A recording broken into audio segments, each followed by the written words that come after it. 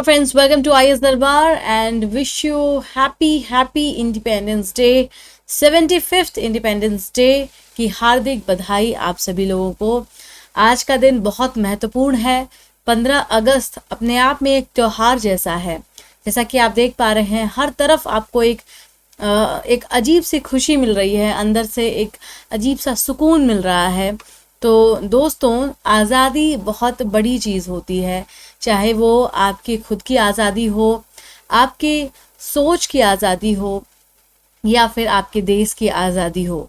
तो आज आज़ादी के इस मौके पर जब आपको ये एहसास होता है कि हम किसी के चंगुल से बाहर आ गए, छूट गए और अब हम अपनी तरीके से अपनी देश को, अपनी ज़िंदगी को चला सकते हैं, उसके अपने संविधान को लिख सकते हैं, तो आप देखते हैं कि आपको कितना ज़्यादा सुकून मिलता है।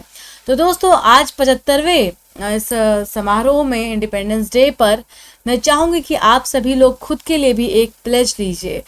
अगर आप अपने आप से, आपको लगता है कि आप जितना सोचते हैं उतना पढ़ नहीं पाते, आंसर राइटिंग सोचते हैं बट लिख नहीं पाते, आईएएस बनने का आपका सपना तो है, आप एक मुकाम पर जाना तो चाहते हैं, लेकिन उस तरीके से आप मेहनत नहीं कर पाते, तो आइए आज हम इन सभी चीज़ों से खुद को आज़ाद करते हैं और हम वो सारे काम करेंगे जो हमें अपने उस ड्रीम की तरफ लेकर के जाता है, जो हमें अपने सपने को पूरा करने के लिए आगे बढ़ाता है।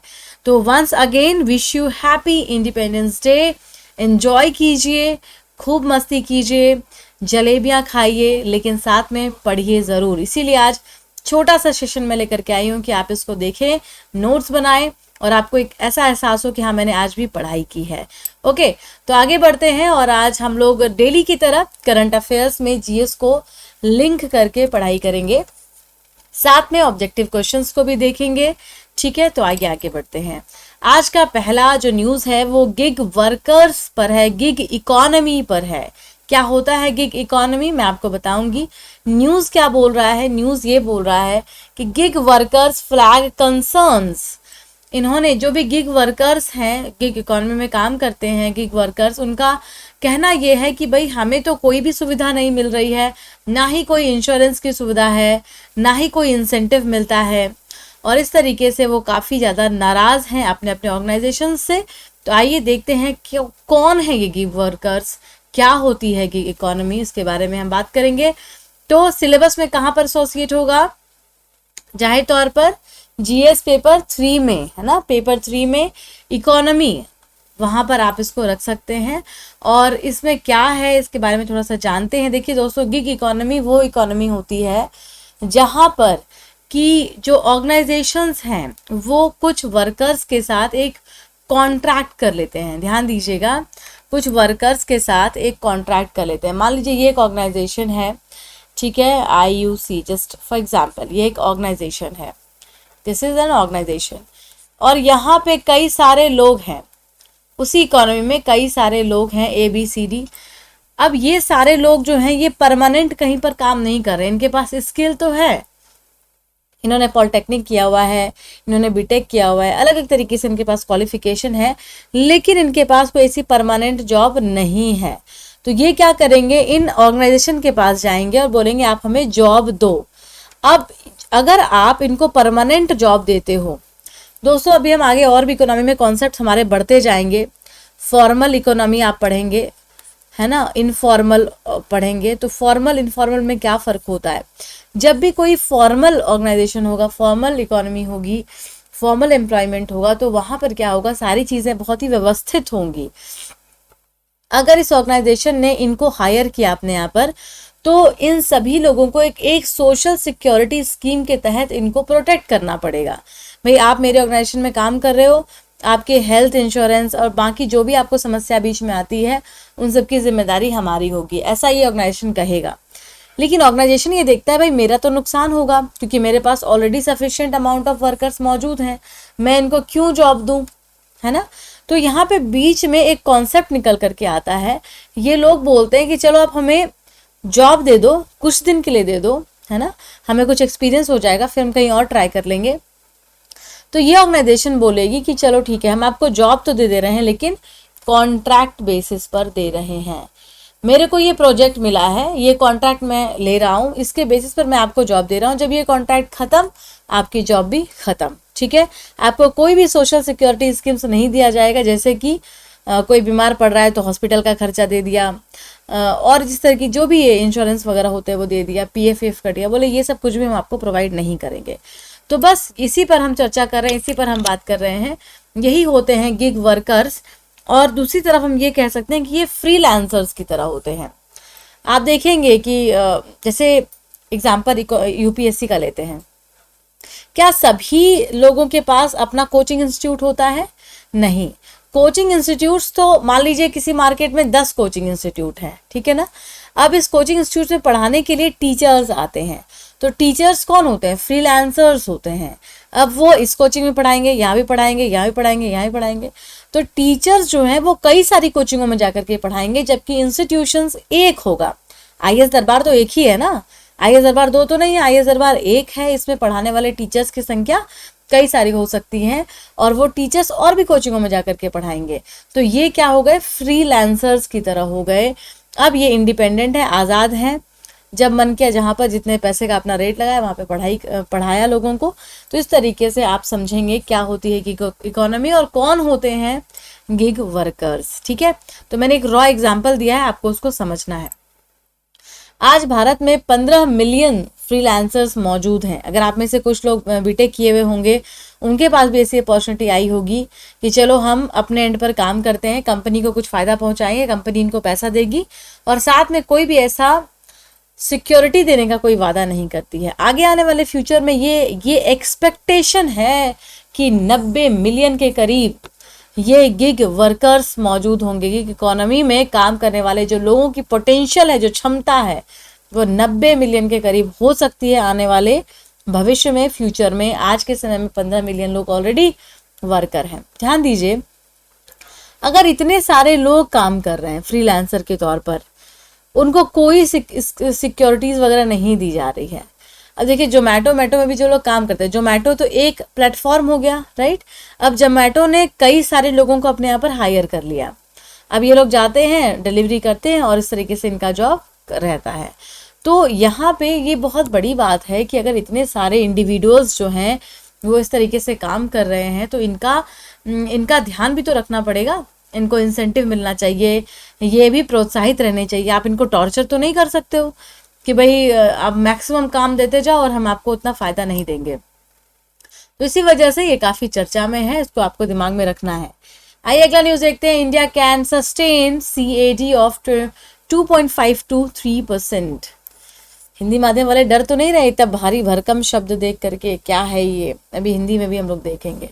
करेंट अकाउंट डेफिसिट, चालू खाता घाटा। ठीक है, जो हमारे RBI के गवर्नर हैं, डिप्टी गवर्नर कौन है? Michael D Patra. ये हैं deputy governor of reserve bank of India, RBI, which is central government of India, central bank of India. तो भारत का जो सेंट्रल बैंक है उसका नाम क्या है? सेंट्रल बैंक का नाम क्या है भारत में? RBI, reserve bank of India.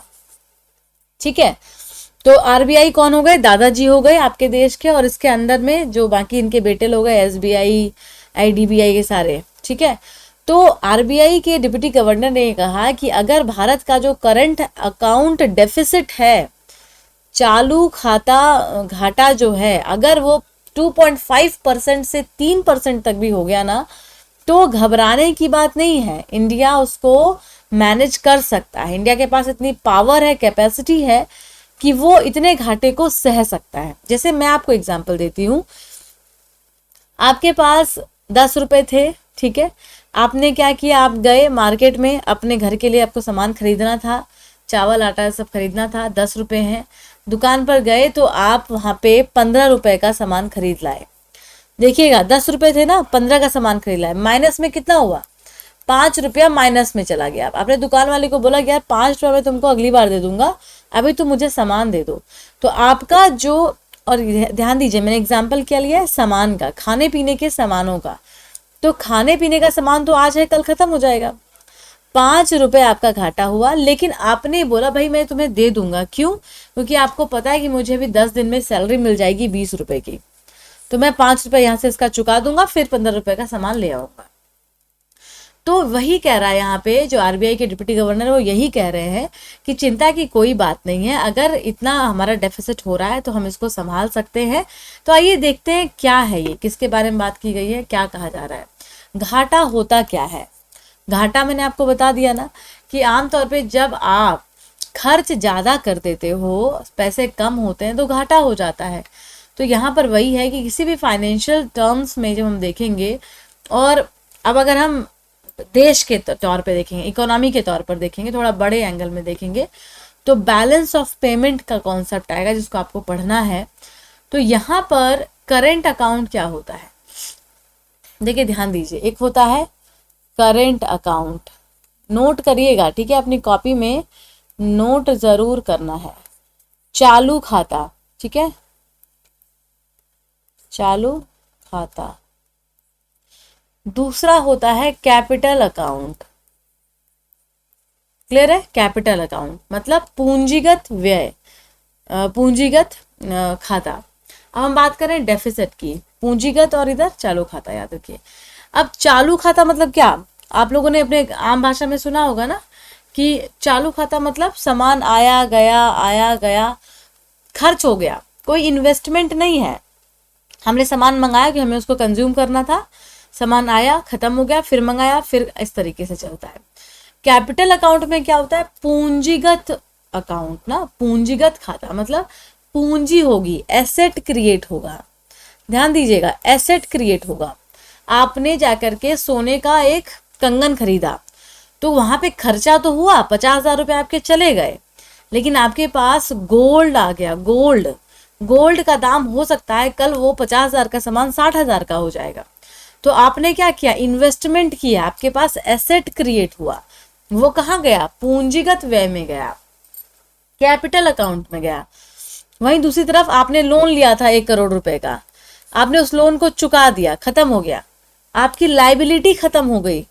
ध्यान दीजिए, लाइबिलिटी खत्म हो गई। देखिए ये कॉन्सेप्ट इकोनॉमी का जो इतना मुश्किल आप लोगों को कभी कभी लगता है, जबकि ये इतना आसान कॉन्सेप्ट होता है। ये शब्द आप जब न्यूज़पेपर में पढ़ते हैं ना, आपको लगता है कि पता नहीं यार मैंने क्या पढ़ लिया, एकदम कुछ लोगों को तो वॉमिटिंग सी होने लग जाती है इकोनॉमी का नाम सुन करके। ध्यान दीजिए, फिर से सुनिए ध्यान से, current account, capital account. Capital में 2 बातें याद रखनी है, चाहे तो एसेट क्रिएट हो रहा होगा, हिंदी में जान लीजिए, आपके पास कुछ इंपॉर्टेंट चीजें बन रही होंगी, ठीक है, क्रिएट हो रहा होगा। दूसरा, आपकी जो आपका उधार है, लाइबिलिटी है, वो कम हो रही होगी। 2 चीजें ध्यान में रखना है, आपके पास एसेट बना और लाइबिलिटी कम हुई। इन दोनों ही केस में हम उसको कहाँ रखेंगे, कैपिटल अकाउंट में रखेंगे। अगर आपको प्रीलिम्स में क्वेश्चन पूछ लिया गया, भारत सरकार ने वर्ल्ड बैंक का लोन चुका दिया, ये हम कैपिटल एक्सपेंडिचर मानेंगे या करंट एक्सपेंडिचर मानेंगे? तो हम उसको कैपिटल एक्सपेंडिचर मानेंगे, पूंजीगत व्यय मानेंगे, क्योंकि हमने कर्ज जो लिया था, कर्ज को चुका दिया, तो हमारा सिर हल्का हो गया। वहीं करंट में क्या होगा, चालू खाता में क्या होगा, अगर हम यहाँ पर पैसे उधार लेते हैं, ठीक है, या फिर हम यहाँ पर सैलरी देते हैं, अपने एम्प्लॉय को सैलरी देते हैं, तो वो करंट एक्सपेंडिचर में आएगा। सैलरी तो हर महीने देने हैं ना, सैलरी हमें हर महीने देने हैं, नॉर्मल से पार्ट हो गया, salary is a current account. Pension हर महीने देना है, पेंशन से कोई एसेट क्रिएट नहीं हुआ, लाइबिलिटी नहीं बची, तो हमने उसको करंट अकाउंट में डाल दिया, चालू खाते में डाल दिया।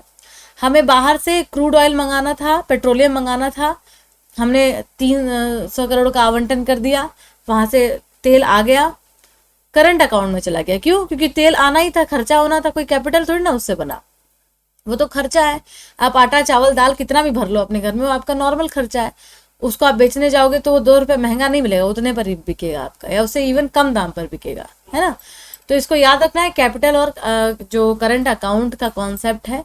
तो यहाँ पे मुझे लगता है करंट अकाउंट डेफिसिट आपको समझ में आ गया होगा कि जब कोई भी देश इंपोर्ट ज्यादा कर लेगा, ठीक है, निर्यात जो है कर रहा है उससे अधिक आयात कर रहा है, मतलब निर्यात मतलब एक्सपोर्ट, जितना निर्यात नहीं हुआ उतना ज्यादा आयात हो गया, इंपोर्ट हो गया, तो वो करंट अकाउंट डेफिसिट में चला जाएगा। तो क्या करंट अकाउंट डेफिसिट हमेशा बुरा होता है, क्या खराब होता है? नहीं, ऐसा नहीं है, हमेशा खराब नहीं होता है। इससे ये समझ में आता है कि हमारे यहाँ पर जो ट्रांजैक्शंस हैं वो हो रहे हैं, हमारे यहाँ पर इनकम भी बढ़ रही है, लोगों के खर्च करने की कैपेसिटी बढ़ रही है, तो कई मामलों में इसको पॉजिटिव देखा गया है, लेकिन एक लिमिट से ज़्यादा नहीं। अब 5% 7% अगर करंट अकाउंट डेफिसिट हो जाएगा तो इकोनॉमी क्रैश होने लग जाएगी, बिल्कुल अपने आपे से बाहर चली जाएगी। जैसे कि अगर आपके पास 5 रुपए का उधार है तो वो तो आप चुका देंगे, यही अचानक से 50 रुपए का उधार हो जाए तो, और आपकी इनकम 20 रुपए की है, तो आप क्या करेंगे? आप बहुत पैनिक हो जाएंगे, परेशान हो जाएंगे। इसीलिए एक लिमिट से ज़्यादा घाटा होगा तो हम मुश्किल में पड़ सकते हैं। इसीलिए एक बोला आरबीआई के डिप्टी गवर्नर ने 3% तक का उसको संभाला जा सकता है। आपको क्वेश्चन दिया गया है, इसको सॉल्व कीजिए, आंसर कीजिए कमेंट बॉक्स में, ठीक है। किसी को क्वेश्चन में डाउट होता है तो पूछ लिया कीजिए मुझे, जो हमारे स्टूडेंट हैं बेझिझक मैसेज कर सकते हैं, कॉल करके भी पूछ सकते हैं, कोई भी डाउट आएगा तो, ठीक है। इकोनॉमी के कॉन्सेप्ट को देख करके एंजॉय करना है, डरना नहीं है, सबसे पहले तो ये याद रखिए। अगला न्यूज है जूनोटिक डिजीज से संबंधित। जूनोटिक डिजीज होता क्या है ये मैं आपको बताऊंगी, बट न्यूज क्या है ये जान लीजिए। कोरोना वायरस गया नहीं था कि उसके बाद कई सारे और वायरस न्यूज में आने लग गए हैं।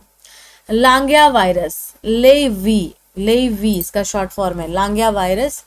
ईस्टर्न चाइना में इसको आइडेंटिफाई किया गया है, देखा गया है कि ईस्टर्न चाइना में फिर से ये वायरस जो लांगिया वायरस है इसके कुछ केसेस आए हैं। जूनोटिक डिजीज है ये।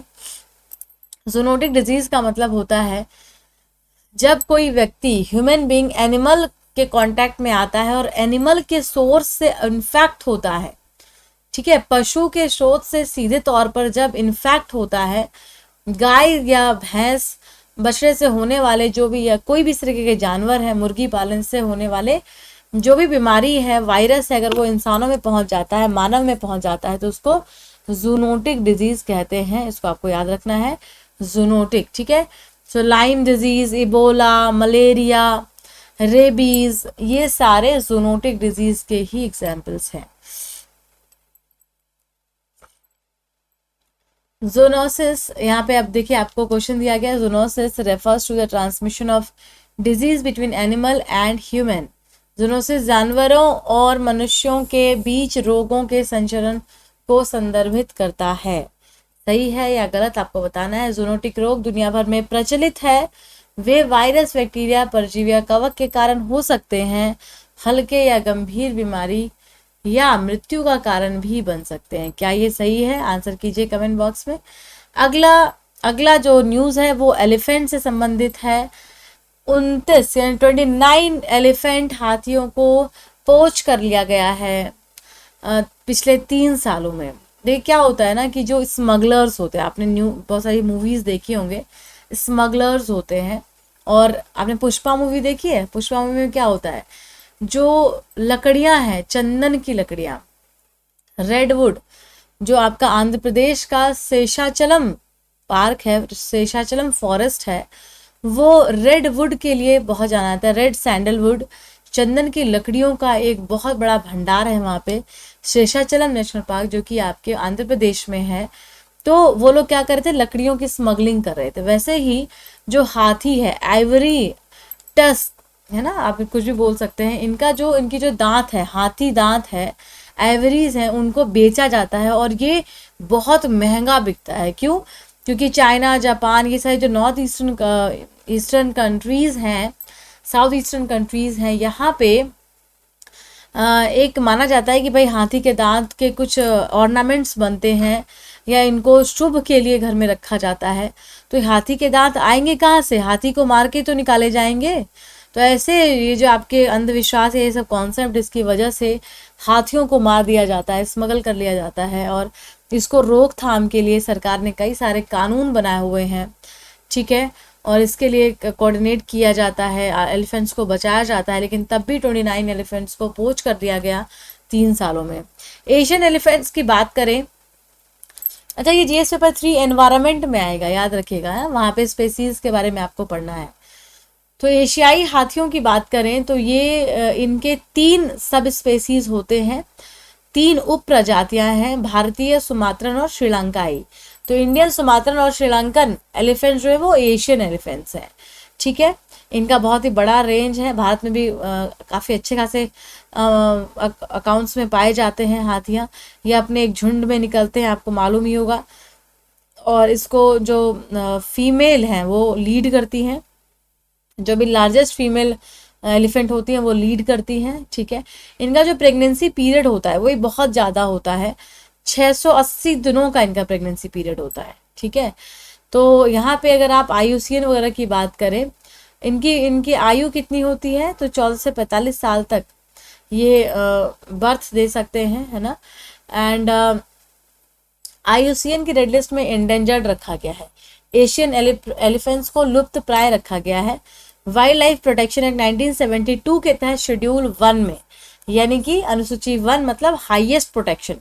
मुझे लगता है आप तो समझ में आता होगा ना ये सब, मैंने कई बार डिस्कस कर लिया ये सब कि IUCN के रेड लिस्ट का क्या मतलब है, वाइल्ड लाइफ प्रोटेक्शन एक्ट में अगर शेड्यूल 1 में है तो क्या मतलब है, साइट्स के 1 में है अपेंडिक्स में तो मतलब हाईएस्ट प्रोटेक्शन है, ठीक है। अफ्रीकन एलिफेंट्स, जो अभी हम एशियन एलिफेंट्स की बात कर रहे थे, अफ्रीकन एलिफेंट्स के 2 सब स्पेसीज होते हैं, सवाना एलिफेंट्स और अफ्रीकन एलिफेंट्स, ठीक है। और इनका जो पॉपुलेशन है वो अराउंड 4 लाख के आसपास है, ठीक है। एंड 220 में Botswana witness the death of 100 elephants, मतलब अगर इनकी संख्या बहुत ज़्यादा है तो उसी तरीके से इनकी मौत भी बहुत ज़्यादा हो रही है, इसलिए इनको बचाना भी काफ़ी ज़्यादा आवश्यक है।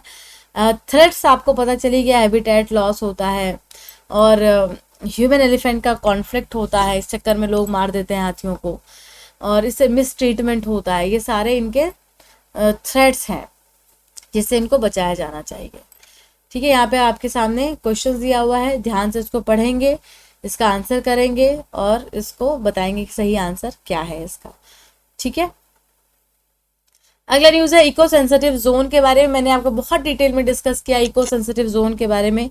सुप्रीम कोर्ट में एक रिव्यू पिटिशन डाला गया है, बोला गया कि भाई आपने जो ये कानून बनाया है इको सेंसिटिव जोन पर, जो आपने अपने अर्लियर जजमेंट दिए हैं उसको रिव्यू कीजिए। सुप्रीम कोर्ट के पास रिवाइजरी पावर है, वो अपने ही जजमेंट को फिर से रिव्यू कर सकते हैं, उसको बदल सकते हैं। ये अधिकार सिर्फ और सिर्फ सुप्रीम कोर्ट के पास में है। तो सुप्रीम कोर्ट को कहा गया कि आप रिव्यू कीजिए इकोनॉमिक जो इको सेंसिटिव जोन है उसको लेकर के। तो एक फ्रेजाइल एरिया जहाँ पे कि national park, wild life sanctuaries ये सब होते हैं, उस एरिया को इकोलॉजिकली सेंसिटिव घोषित किया जाता है। तो 10 किलोमीटर तक का पहले इसमें जोन था जिसको घोषित किया जाता था, अब इसको 1 किलोमीटर कर दिया गया है और 1 किलोमीटर के तहत जितने भी national park, wild life sanctuaries हैं सब जगह पे इको सेंसिटिव जोन घोषित किया जाएगा, उसको प्रोटेक्ट किया जाएगा।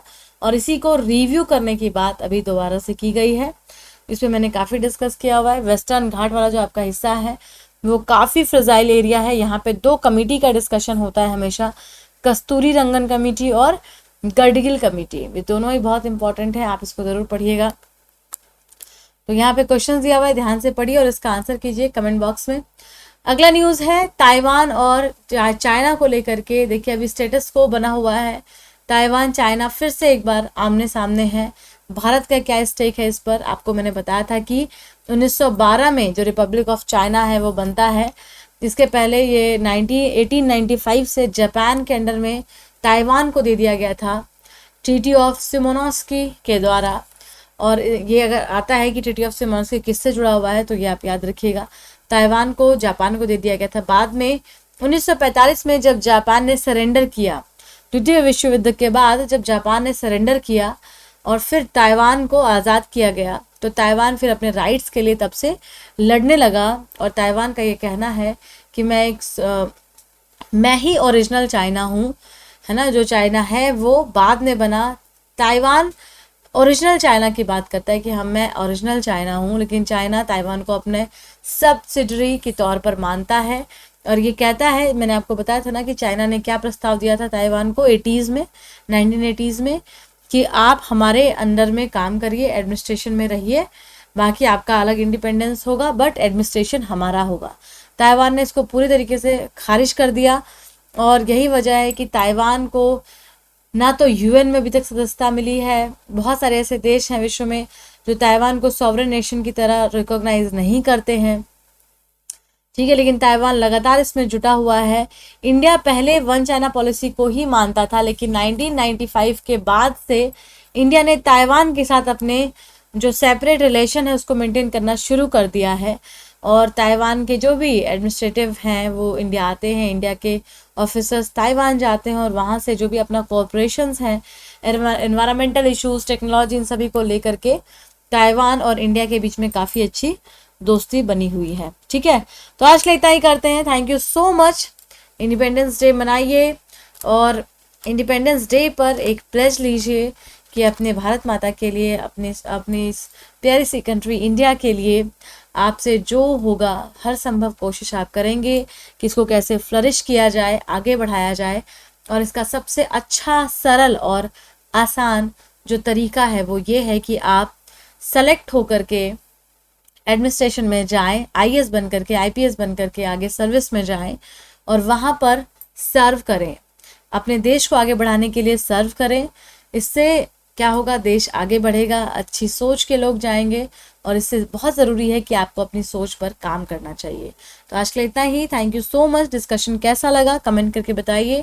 Thanks a lot. Keep starring.